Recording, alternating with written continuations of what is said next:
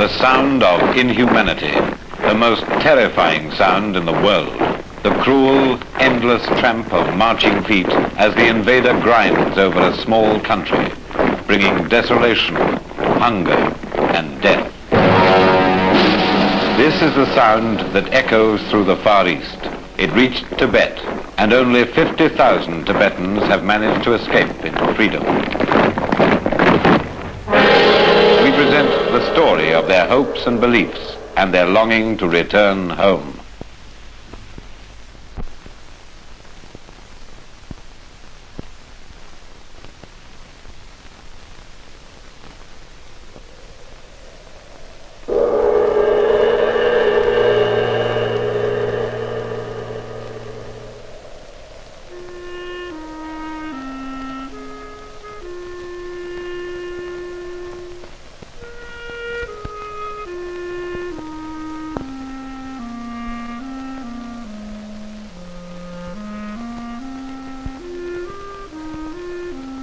The wind of evil, no matter how fiercely it blows, cannot extinguish the flame of truth.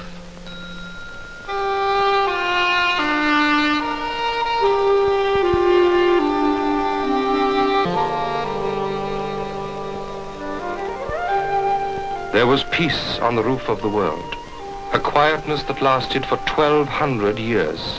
The people tilled the earth and bred their yaks, and though there was no abundance, there was no famine, no greed, and no killing.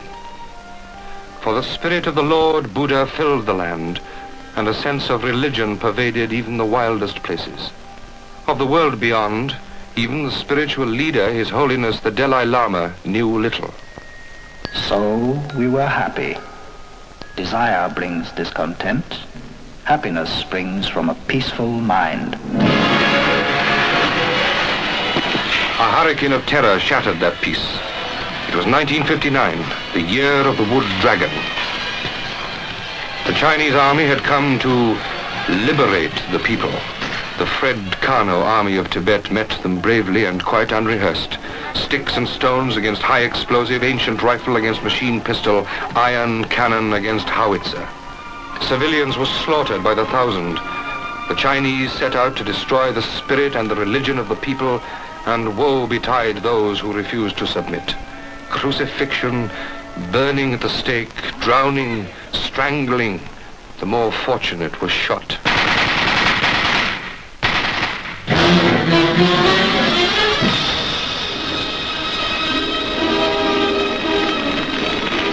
The Chinese were intent on destroying the religion. Holy buildings were wrecked, sacred books and prayer flags wantonly destroyed, and the Buddhist priests, the lamas, tortured and killed.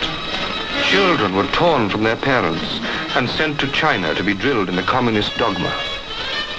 To preserve their religion and their old way of life, the people urged the Dalai Lama to flee to India. He knew that resistance would cause further bloodshed. The exodus began. In little groups, or sometimes quite alone, 50,000 people followed him on the long trek over the forbidding mountains.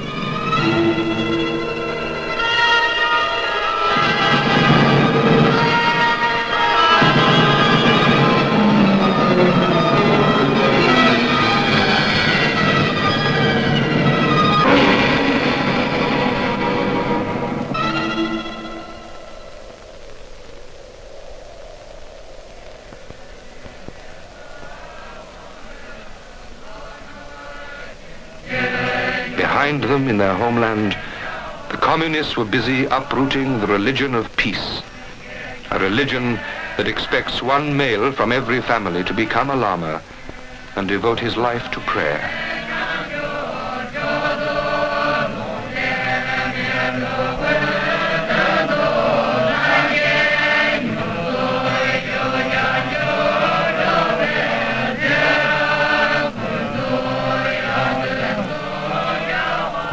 To keep their religion alive in their new land, the refugees, led by the lamas, built a temple in Happy Valley, the women giving what gold and jewels they had left to make it a place of beauty.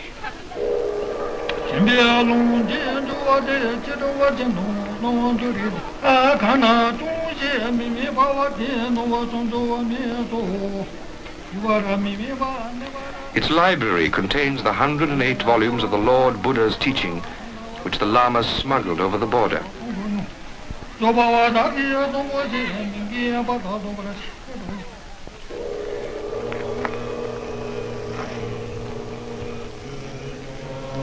This is the center of Tibet in exile, the holy place which binds the people together and holds them to their peaceful way of life.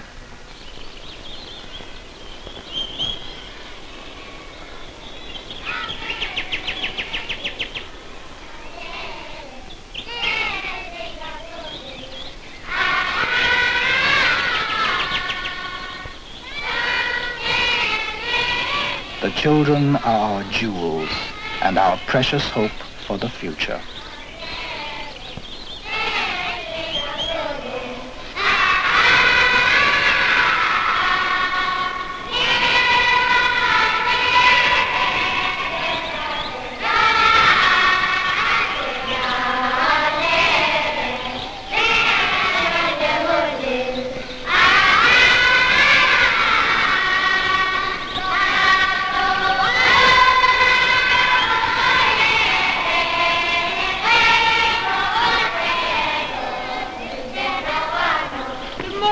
Good morning.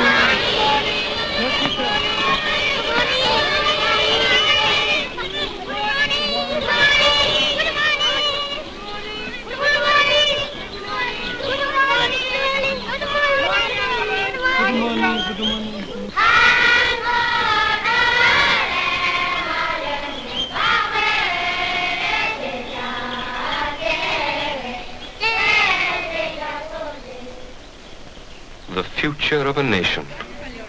Such a burden for childish shoulders to bear. Yet even the smallest of these children are quick and eager to learn.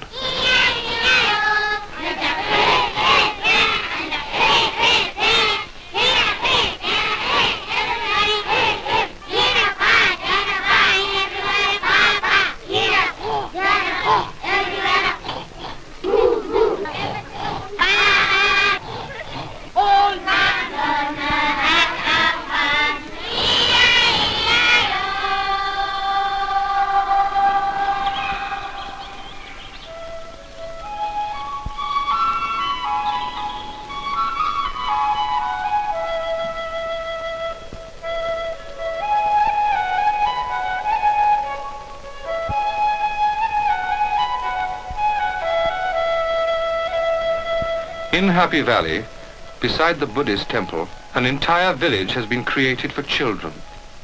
Homes and nurseries built by voluntary organizations from all over the world, and a hospital built by the National Christian Council of India. The Indian government provided the school buildings and the many teachers.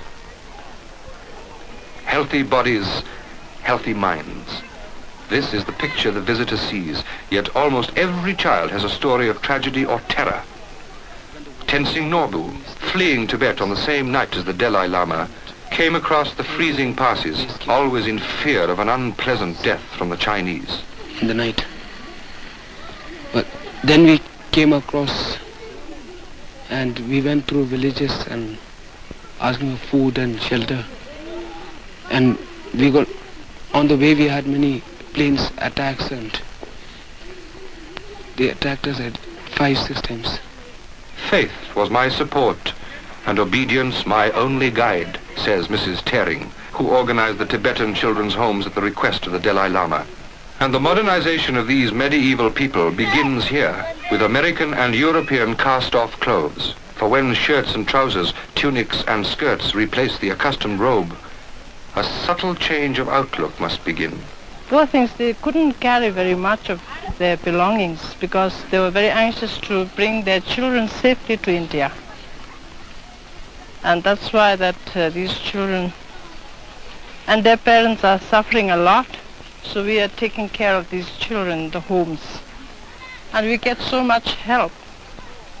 The people all over the world have so much sympathy towards us that these children are very happy in the homes.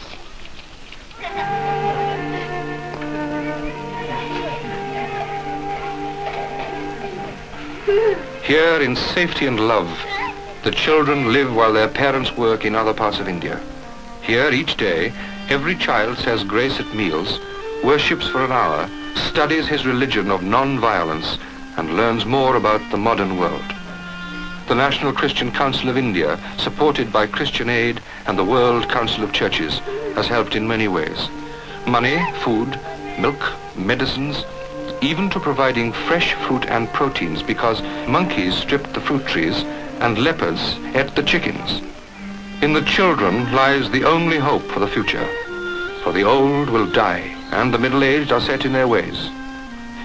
But the children will fuse the old ways with the new, so they need extra care and attention. Sister Ariel of the Save the Children Fund cares for the sick in this hospital built by Indian Christians. They're the nicest children in the world. They're very good-tempered, very polite, very nice altogether. They never fight. I don't know why, but they're charming children. It takes them about a year to travel from Tibet to India as a rule, and during that time they're very short of food usually. Practically anything that is sent to us can be used, even if we don't use it ourselves. We did get a consignment of ice bags that we didn't really need, but we do let the small children play with them so they're not altogether wasted. There's quite a lot of TB up here. It's in the plains that they're pretty bad. They can't stand the hot climate. This is a deaf child. We know that she can't hear, and that there's something the matter with her walk. I think she must have had some cerebral illness. We've written to see if we can find out anything, but I don't really expect to. Hot cross buns, hot cross buns. If you have no daughter, give them to your son.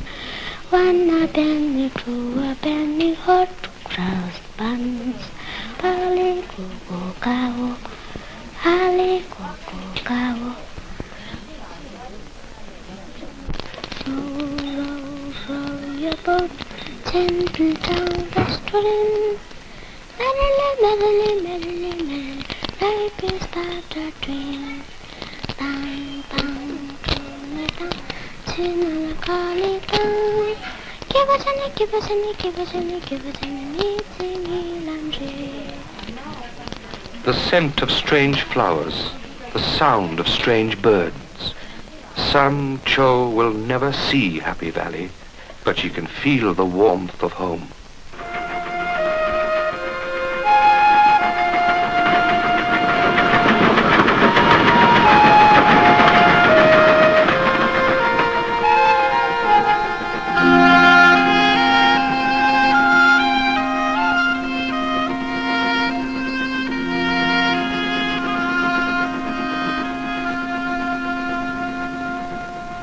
Beyond the mist, beyond the clouds, the distant icy peaks of home. I will lift up mine eyes to the hills from whence cometh my help, the eternal cry of the exile.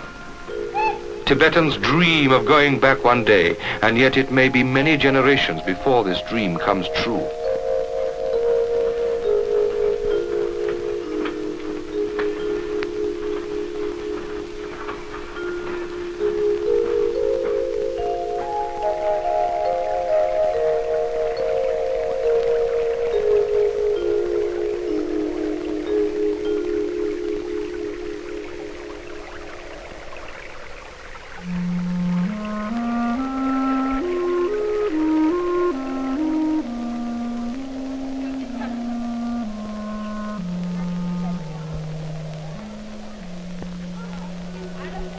Soon after they arrived in Darjeeling, 4 Tibetans began making carpets in an old cowshed.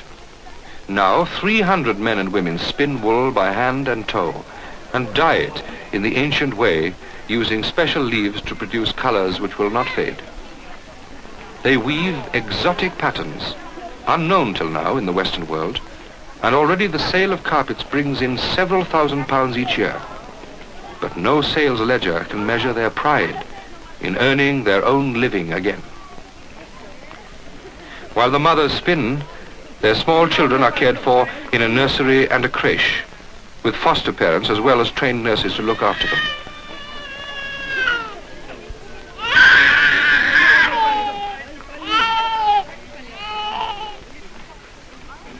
Before the center was opened, nearly 200 Tibetan children were wandering the streets of Darjeeling, finding food where they could, begging to stay alive. Now they have free milk, food, clothes, and an education.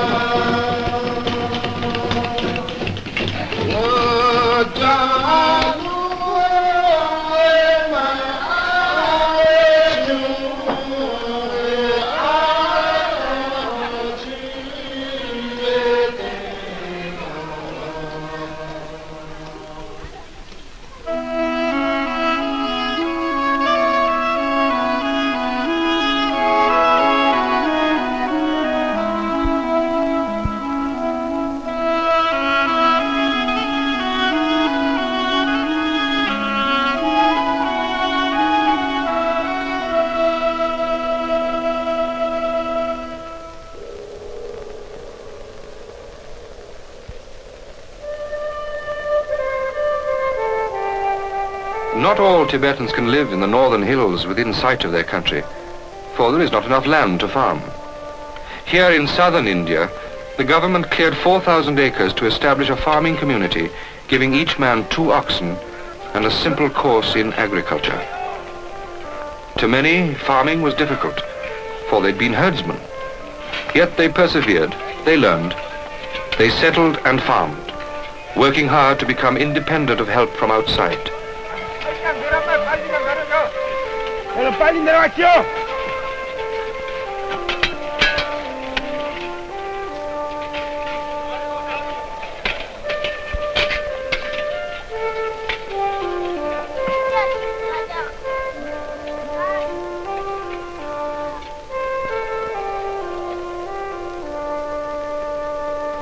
The women too work in the fields, and when they work they sing. There is always the sound of music, for the Tibetans are a singing race. The bold songs of the nomad Kambas, the pipes of the herdsmen, play music that was born in the wild mountains long, long ago. But often now the words are new and describe the tragedy of their homeland.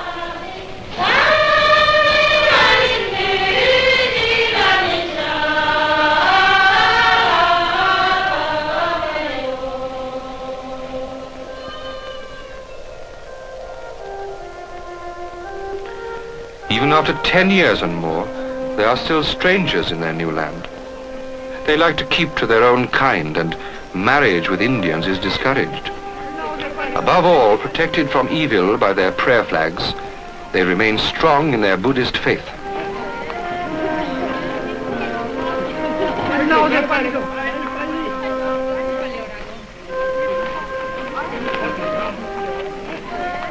The Chinese found it impossible to destroy this faith, even in the teenagers they captured and took back to China. At last they gave up trying to convert them and took to snatching the infants from their mother's arms. It doesn't take so long to indoctrinate a baby.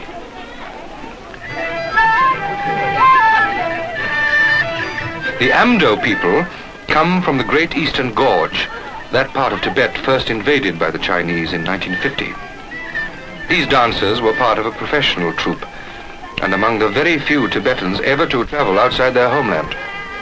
They were in India when the invasion began, and when stories of repression and mass killings came over the border, they chose to remain in exile.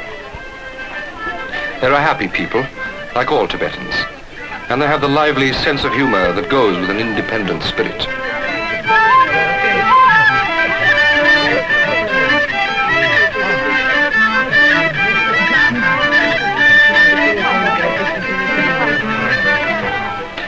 They say there is no clapping tax in India, as there is in Chinese-occupied Tibet. When asked what this means, they explain that in old Tibet, taxes were always paid by extra work, but now there is a new tax.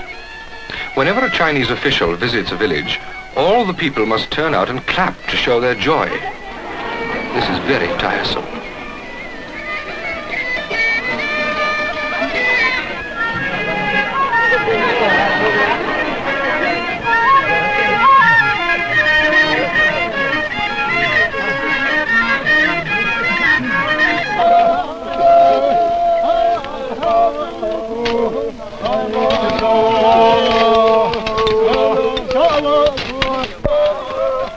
About 25,000 Tibetans live in roadside camps, working on new strategic highways.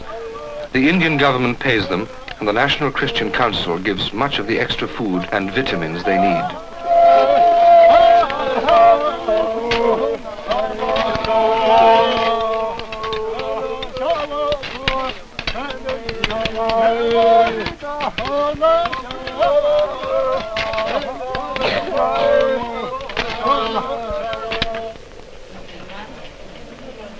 When they first came to India, they began dying like flies. The heavy enveloping heat, the dust, the humidity, these were conditions they'd never met in their cold, clean mountains.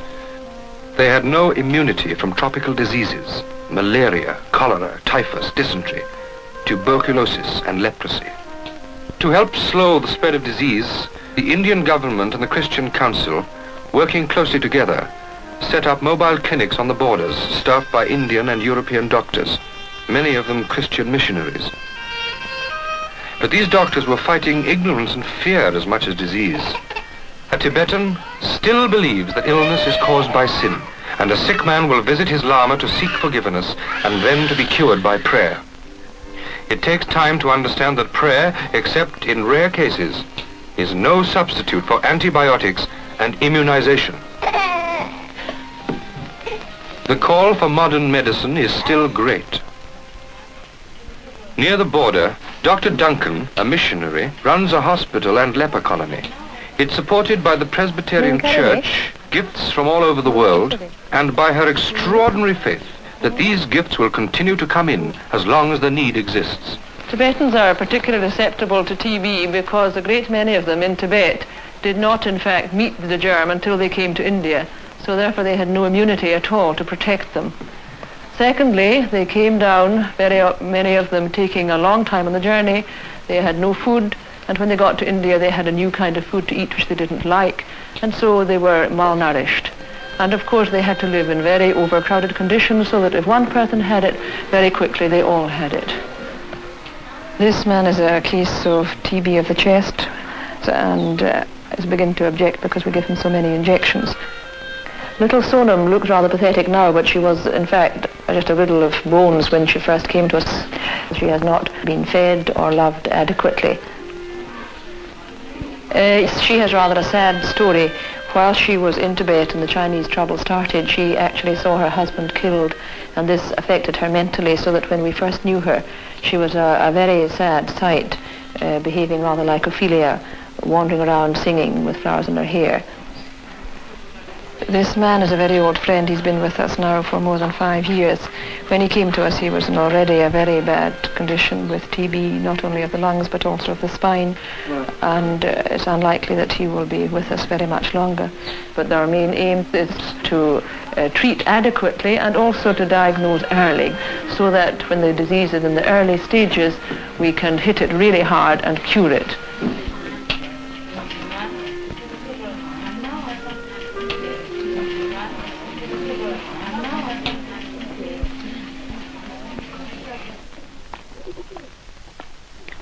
The Indian government has given His Holiness the Dalai Lama sanctuary and offer him their hospitality wherever he goes. His Holiness keeps in close contact with his people and tours the country, visiting them in their camps. This is a very great pleasure, sir. On one of these tours, while passing through New Delhi, he met the Reverend Dr. Harry Haynes, the representative of the World Council of Churches. To his people, the Dalai Lama is divine, the 14th reincarnation of the first Dalai Lama, born centuries ago. Your Holiness, 20 years ago, I visited Gombun when I had just come to China. I understand this is very near to your home. Yes. And now you are a long way from your home here with your people. How do you feel about this new situation that you have come into, sir?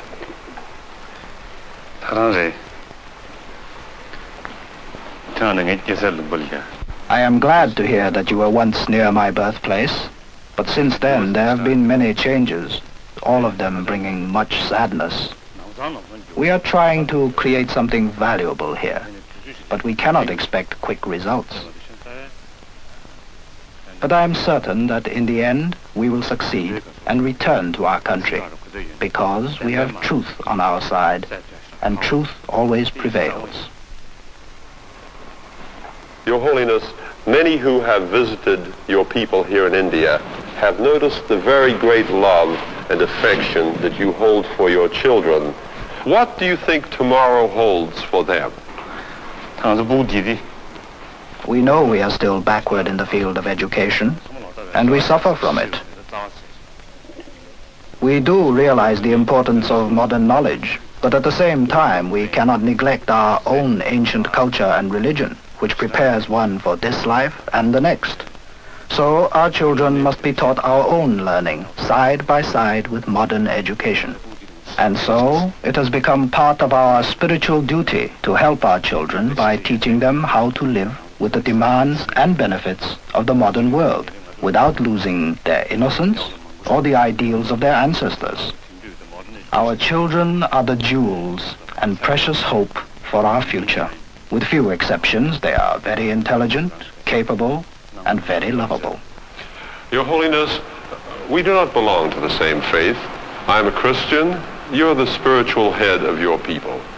As you have come into contact with Christianity and with other faiths here in India, what has been your experience?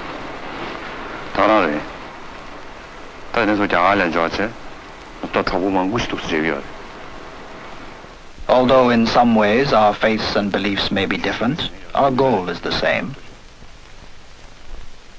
All religions teach us to be simple, to obey the moral law, and to love one another. So it is very important for us to understand each other's religion. Today, there are many people who have no religious beliefs. Therefore, it is important that we who do believe live in harmony together and set an example to those who have no faith at all. The remnants of a nation scattered like dust over a vast continent. A holy man as their leader. A man who turns his face against violence and forgives his enemies. Who commands that the children are taught to love and not to kill. What hope have they in a world dominated by brute force and the hydrogen bomb? Yet how precious is their philosophy of peace. How poignant to hear once again the echo of those words spoken nearly 2,000 years ago in Galilee. Love one another.